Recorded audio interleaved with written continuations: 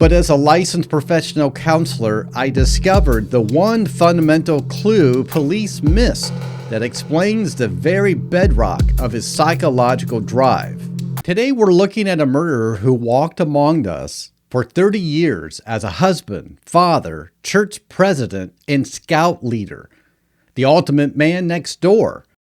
The chilling question isn't how he got away with his crimes for so long, but why a man so fixated on meticulous control, a man who dedicated his entire adult life to creating a facade of absolute normalcy, would eventually destroy that very illusion by craving recognition. On December 31st, 1973, Dennis Rader murdered 4 members of the Ontario family.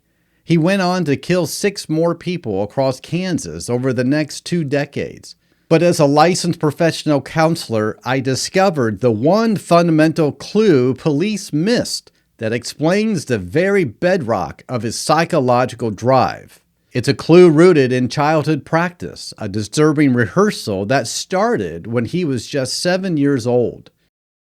The profile of this killer is a textbook study in pathological deception and control. You don't want to miss the only part of this story that you haven't heard yet. Welcome. I'm a licensed professional counselor and I talk about the psychology behind the crimes. Today we're analyzing the case of Dennis Rader, the man known only for decades by his terrifying signature: find, torture, kill. The story is horrifying, complex, and full of psychological layers. My analysis of the psychological and mental health indicators of Dennis Rader is based on public records and reported behaviors. These are my clinical speculations. It's not a formal diagnosis. Without further ado, let's pull back the curtains and examine the psychologically twisted case together. Dennis Rader was born in 1945 and grew up in a typical American post-war environment. Nothing on the surface suggested a psychological fault line. He was the eldest of 4 boys in a blue-collar family, reportedly quiet, disciplined, and often described as aloof. But the facade of a normal upbringing began to crack very early. Rader himself confessed to the investigators the dark, crucial secret he carried from his childhood. When he was just a young boy, around the age of 7, Rader started to exhibit profoundly disturbing behaviors related to control and inflicting pain. He admitted that he would actively seek out family pets and neighborhood animals, including cats and dogs. He detailed that he would kill these animals by methods involving strangling and hanging them. This wasn't mere childhood curiosity or an accidental death. This was deliberate practice. Rader later confessed that he was rehearsing his ultimate criminal signature. The act of asphyxiation and suspending the victim gave him a sense of absolute power and dominance, which he found intensely pleasurable. This was a critical psychological precursor to the later crimes, establishing a direct link between his earliest sadistic impulses and his adult methodology. The timeline of this behavior is alarming. Rader recounted one instance where his mother found out about the animal abuse when he was just 7 years old. While the reaction from his parents is not fully documented, the secrecy surrounding this event likely intensified the power of his internal fantasy life, driving it further underground and protecting this private, emerging identity. This fixation on control and sadism practiced and perfected on the vulnerable is our first major clue. It shows a developing structure of a mind that requires subjugation of others to feel powerful. It indicates the presence of psychopath's traits. How does a 7-year-old boy practicing strangulation on animals become a public servant, a family man, and the most feared predator in Kansas? The answer lies in his masterful ability to lead not one, but 2 meticulously constructed lives. The double life and escalation, the distance between Dennis Rader's public self and his private self, was a psychological chasm he maintained with extreme precision. He attended college, served in the Air Force, and married his wife Paula, and had 2 children. He secured a job that gave him access and authority working as a compliance officer in the city of Wichita. His job required him to be meticulous, detail-oriented, and crucially, allowed him to enter people's homes and observe vulnerabilities. These traits, meticulousness, and authorized surveillance, didn't just describe his job, they described his emerging criminal self. Rader's adult life became a perfect camouflage, hiding his intense private world built entirely on sexual sadism and a fantasy of domination. This need for absolute control and the fulfillment of a growing fantasy exploded into a physical world on New Year's Eve, 1973. The first victims were their Arturo family, Joseph, 38, his wife Julie, 33, and their two children, Josephine, 11, and Joseph II, 9. Rader broke into their home, reportedly hiding and waiting for them. The murder of the family was not a crime of passion or convenience. It was a deliberate, complex scenario designed to fulfill his paraphilic disorder, sexual sadism, and his overpowering psychological need for mastery. The methods used, the binding and the strangulation, were the exact methods he rehearsed on the animals decades earlier. The psychological red flag here is not just the brutality, but the degree of calculating planning involved. His crime scene was a stage for his inner script.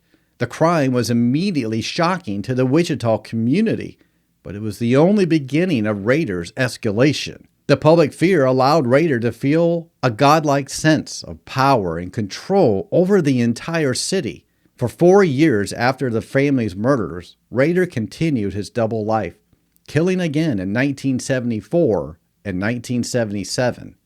Yet the media attention, while terrifying, wasn't giving him the personal credit he craved. The city had a monster, but the monster was anonymous. This enemy was an unbearable psychological wound for Rader. This craving for public validation points to clear traits of narcissistic personality disorder. The killer didn't just want to commit the perfect crime, he wanted to be acknowledged as the genius behind it. In October 1974, he tried to claim his recognition. He placed a letter inside an engineering textbook at the Wichita Public Library, detailing the family murders.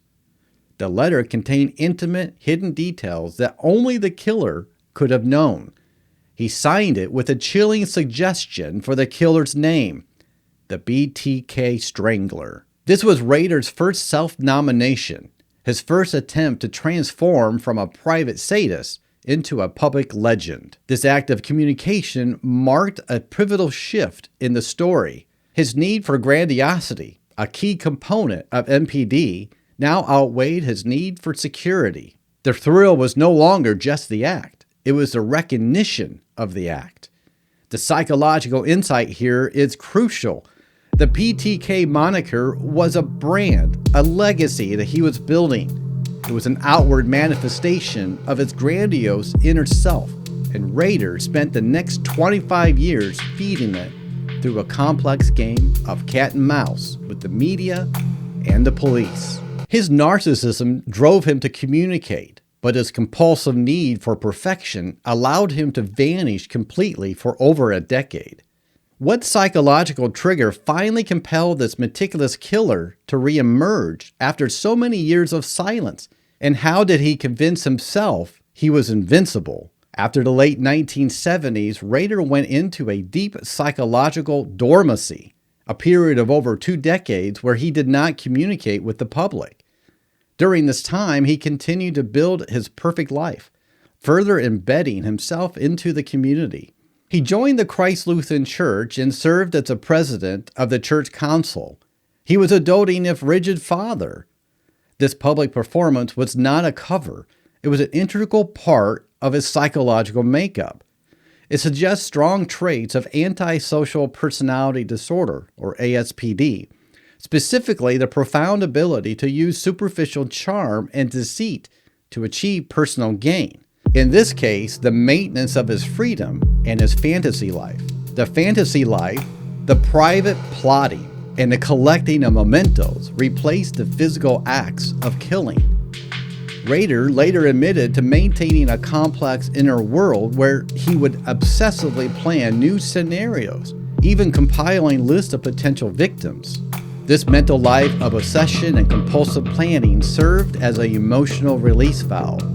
It suggests an underlying schizoid trait where his deepest emotional and sexual life was contained entirely within himself. It suggests an underlying schizoid trait where his deepest emotional and sexual life was contained entirely within himself. But the silence was merely the suppression of his narcissistic need for supply. In 2004, the need for admiration became too powerful to ignore. The police had recently announced that they had reopened the cold case. This mention of his forgotten legacy acted as a severe narcissistic injury.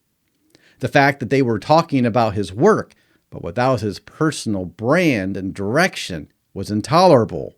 Rader felt a psychological imperative to take control of the narrative.